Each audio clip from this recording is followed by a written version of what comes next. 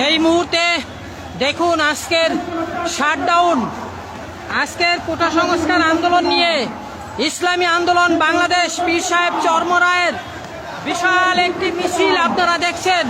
তারা ইসলামী আন্দোলন বাংলাদেশ তারা লিখে এনেছে ক্যাম্পাসে ছাত্রীরা শারীরিকভাবে কেন শিকার হয়েছে এবং সেই সঙ্গে কোটার যৌক্তিক সংস্কার দাবি করে তারা মেধার অধিকার বাস্তবায়ন চাইছে।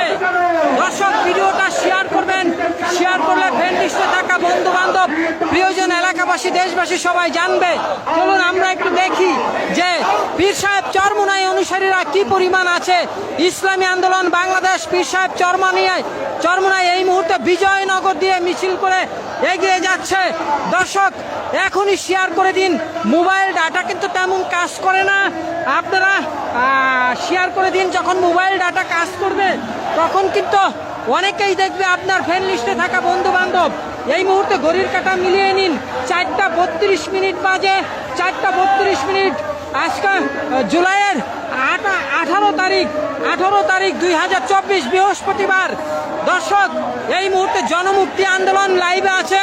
জনমুক্তি আন্দোলন নামটা মনে রাখবেন, নিশ্চয় জনমুক্তি আন্দোলন নাম মনে রাখবেন। এই মুহূর্তে ইসলামী আন্দোলন বাংলাদেশের পীর সাহেব চরমোনাই অনুসারীরা অবস্থান নিয়েছে, কঠিনভাবে অবস্থান নিয়েছে। তারা দাবি করছে রাজপথ ছাড়বো না, রাজপথ থেকে যাবো না, এরকম দাবি করছে। ব্যাপক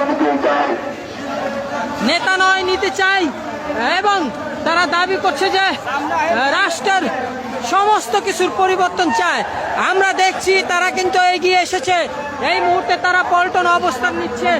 পল্টন অবস্থান নিয়ে তারা সরাসরি কিন্তু এখানে অবস্থান নিয়েছে।